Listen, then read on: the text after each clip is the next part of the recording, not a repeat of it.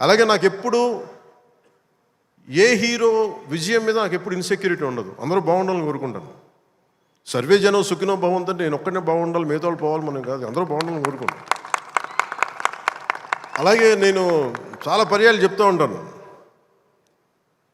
ఉదాహరణకి నేను టుడే ఈ మన ఏపీ గవర్నమెంట్కి సంబంధించి టికెట్స్ ఇవన్నీ అడుగుతూ ఉంటే నేను అది ఒకటి అనుకుంటాను. First of all ticket hikes ఇవన్నీ ఏంటి? ఇట్ ఈస్ అబౌట్ ఎవరిని ఎక్స్ప్లాయిట్ చేయడం కాదు కదా. Cinema is not a compulsory మన గన్ పాయింట్లు పెట్టి మీరు చూడాలనుకో మన చాయిస్ ఉంది. ఈరోజు నెట్ఫ్లిక్స్ ఉంది, ఈరోజు మనకి అమెజాన్ కావచ్చు, దర్ మల్టిపుల్ ఓటీటీ ప్లాట్ఫామ్స్ ఉన్నాయి. ఫస్ట్ డే వెళ్ళి చూడాలనుకోవటంలో కూర్చోబెట్టి ఇంత ఖర్చు పెట్టుంటారు. దీనికి ఒకసారి నన్ను అడుగుతూ ఉంటాను. నా సినిమాలకి నేను ఇంకా తక్కువ రేట్లు ఇచ్చుకున్నాను, కానీ మిగతా హీరోల సినిమాలకి నేను ఎక్కువ రేట్లు ఇచ్చిన చెప్పి తెలియజేసాను. నా దగ్గరికి వస్తారు, అస్సలు నాకు సంబంధం లేదు, నేను ఏదైనా ఉంటే నేను ఒకటే అడుగుతాను. ఆంధ్రప్రదేశ్కి ఏదైనా సినిమాలు వచ్చి మిగతా హీరోలు నిర్మాతలు వచ్చినప్పుడు నేను ఒకటే అడుగుతాను, మీరెవ్వరూని దేహి అనకండి దయచేసి. మీరు దేహి అంటూ నాకు మీరు ఎంత కష్టపడి తీస్తారో నాకు తెలుసు.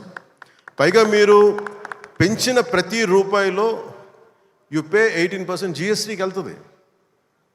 వదిలేస్తే ఎవరో బ్లాక్లో టికెట్లు అమ్ముకొని మళ్ళీ అది క్యాష్గా వెళ్ళిపోద్ది. అది గవర్నమెంట్కి రెవెన్యూ కాదు, ఎవరికి. అందుకని చెప్పి దీన్ని బేస్ చేసుకొని నేను ఆంధ్రప్రదేశ్కి ప్రత్యేకించి అది ప్రభుత్వం ఎన్డీఏ ప్రభుత్వం కాబట్టి నేను మనస్ఫూర్తిగా ఇర్రెస్పెక్ట్ ఆఫ్ హీరో, పుష్ప కావచ్చు, లేదంటే మన జూనియర్ ఎన్టీఆర్ గారు కావచ్చు, మహేష్ గారిది కావచ్చు. మహేష్ గారు వచ్చిన రిలీజ్ అయిందో తెలియదు కానీ నాకు ఈ మధ్యకాలంలో ఏ సినిమా వచ్చినా కానీ ఇంక్లూడింగ్ కల్కి ప్రభాస్ గారి కావచ్చు, ఇంక్లూడింగ్ మన కాంతారా కూడా కర్ణాటకలో తెలుగు సినిమా పోస్టర్లు కూడా పడకూడదు అని అన్నా కానీ నేను కాంతారాకి ఆ వివక్ష చూపించలేదు. అసలు మన భారతదేశపు సినిమా, అది ఎక్కడైనా ఆడాలి.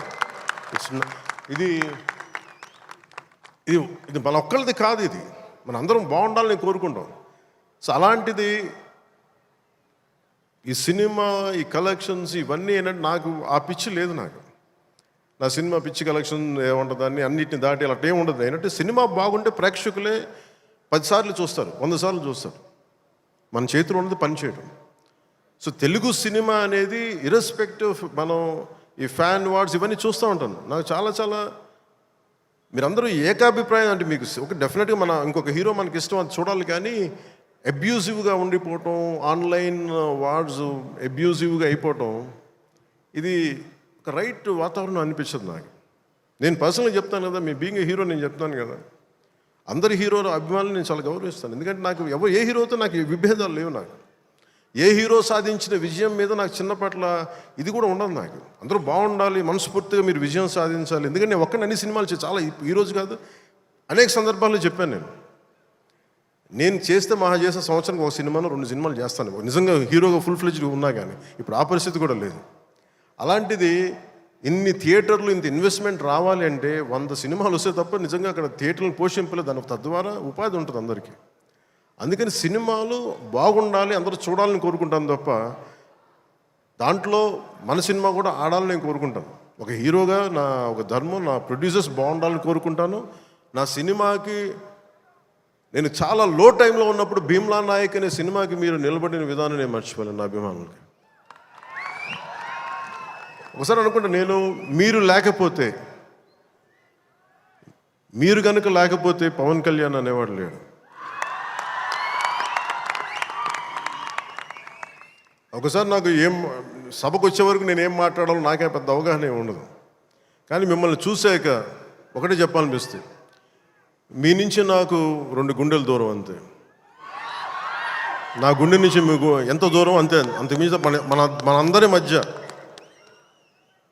2 గుండెల దూరం అంతే. I love you.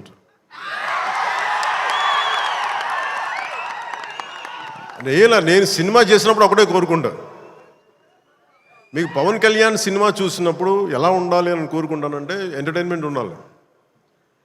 ఆర్ట్ సినిమాలో ఉండకూడదు, కొంచెం ఎంటర్టైన్మెంట్ ఉండాలి, చిన్న ఉత్సాహం రావాలి, చిన్నపాటి సామాజిక అవగాహన స్పృహ ఉండాలి, దేశం మీద చిన్నపాటి భక్తి ఉండాలి, భక్తి పెంపొందించేలా ఉండాలి. ఇవన్నీ ఒక కలెక్టివ్ థాట్ అన్నీ సరైన కమర్షియల్ మీటర్లో దొరికితే ఎలా ఉంటుందో ఈ సినిమా హరీష్ శంకర్ నిర్దేశకత్వంలో, ఆయన దర్శకత్వంలో నేను ఏమైతే ఇలా ఉంటే బాగుంటుందని కోరుకుంటానో అవన్నీ చాలా పొందిగ్గా ఒక భగవంతుడికి ఒక మాల్లా కూర్చాడు. ప్రేక్షకులుగా ఆ మాల వేయడానికి సిద్ధంగా ఉన్నాను హరీష్. మీరు this film will definitely I think entertain you. అంటే నాకేంటంటే డికేడ్స్ నుంచి లాస్ట్ 2.5 డికేడ్స్ నుంచి నాకు ఏ సినిమా చెప్పుకోవడం నాకు తెలియదు. తొలి ప్రేమ కూడా ఆడినప్పుడు నా ఫస్ట్ సినిమా ఆడినప్పుడు కూడా అంటే మేబీ నా 3rd 4th సినిమా నాకు తెలియదు అది ఎంత హిట్ అయిందని కూడా తెలియదు. అలాగే మనం ఓజీ హిట్ అయినప్పుడు కూడా నాకు తెలియదు.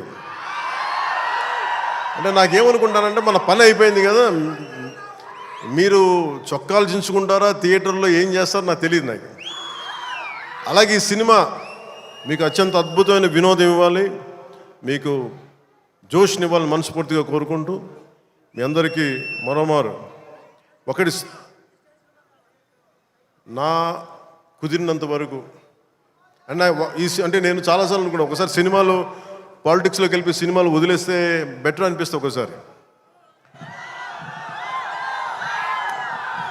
కానీ ఏమనిపిస్తుంది అంటే దానికి రీజన్ ఏంటంటే కనీసం నన్ను చాలామంది మాట్లాడుతూ ఉంటారు, కొంతమంది నేనంటే పడని రాజకీయాలు ఉండే వ్యక్తులు కొంతమంది. నాకేమనిపిస్తుందంటే అలాగే నాకేమనిపిస్తుందంటే రాజకీయాలు ఉండే వాళ్ళందరికీ కాంట్రాక్టులు చేసుకుంటారు, వాళ్ళందరికీ వ్యాపారాలు ఉన్నాయి. నాకు సినిమా ఉంది, కాకపోతే నేను కూర్చోబెట్టి మొత్తం పనులు అన్నీ వదిలేసి బాధ్యతలు వదిలేసి నేను సినిమాలు చేయట్లా. కనీసం ప్రతి మనిషికి 8 hours డ్యూటీ చేయాలి, అది కనీసం బేసిక్ రూల్ అది 8 hours. అలాంటిది నేను 16 గంటలు పనిచేస్తాను, 14 గంటలు పనిచేస్తాను. ఒక 3-4 గంటలు ఇలాంటి సమయంలో కుదిరితే అన్నీ కరెక్ట్గా పెట్టుకొని నా సమయాన్ని నిజంగా దృష్టిని దాని తాలూకు విలువను గుర్తించి సరిగ్గా ప్లాన్ చేసుకుంటే మన ఉస్తాద్ భగత్ సింగ్ లాగా ఎలా ప్లాన్ చేయగల హరీష్ చూపించారు అది. సో నాకు దాన్ని బట్టి సినిమాల్లో మనం చేయొచ్చు అనే ఒక చిన్నపాటి ఆశ అయితే కలిగింది. అంటే ఆశ కంటే కూడా చెప్పాలంటే ఒక ధైర్యం వచ్చింది. సో నెక్స్ట్ టైం ఎవరైనా సినిమా చేయాలని నా దగ్గరికి వచ్చినప్పుడు హరీష్ శంకర్ గారికి మైత్రి మూవీస్కి నేను పంపిస్తాను. వాళ్ళు ఎలా ప్లాన్ చేశారు, ఎలా అత్యంత తక్కువ టైంలో, అంటే నేను వాళ్ళకి అర్థమయ్యేది కాదు. ఎప్పుడు నేను ఆంధ్రాలో ఉన్నాను, ఎప్పుడు ఇక్కడ ఉన్నాను అర్థమయ్యేది కాదు ఎవరికి. ఎందుకంటే నేను కరెక్ట్గా అక్కడికి వెళ్ళి 8 గంటలు పనిచేసేవాడిని, 9 గంటలు ఉండేవాడిని, ఒకసారి 12 గంటలు ఉండేవాడిని, వచ్చి నైట్ అంతా కూర్చొని 2 దాకా చేసేవాడిని ఇక్కడ. ఇవన్నీ చేయగలిగానంటే ఇది బేసికలీ నా కాలం తాలూకు విలువను అర్థం చేసుకొని దాన్ని ముందుకు తీసుకెళ్ళినందుకు మనస్ఫూర్తిగా నిర్మాతలు రవి గారికి, నవీన్ గారికి, ప్రతి ఒక్కరికి నా ధన్యవాదాలు తెలుపుకుంటాను. ఇది మీరు ఇచ్చిన ఈ జోష్ కానీ ఈ అవకాశం కానీ నేను మర్చిపోలేను. మీరు అలాగే విదేశాల్లో ఉన్న తెలుగు ప్రేక్షకులందరికీ, అభిమానులందరికీ, నా అభిమానులందరికీ మనస్ఫూర్తిగా ధన్యవాదాలు తెలుపుకుంటూ ఈ సినిమా అద్భుతమైన విజయం సాధించాలి, మీ అందరికీ ఆనందం పంచాలి మనస్ఫూర్తిగా కోరుకుంటూ నా తోటి నటీనటులందరికీ, టెక్నీషియన్స్ అందరికీ, హరీష్ శంకర్ గారికి, నిర్మాతల ద్వయానికి, ప్రతి ఒక్కరికి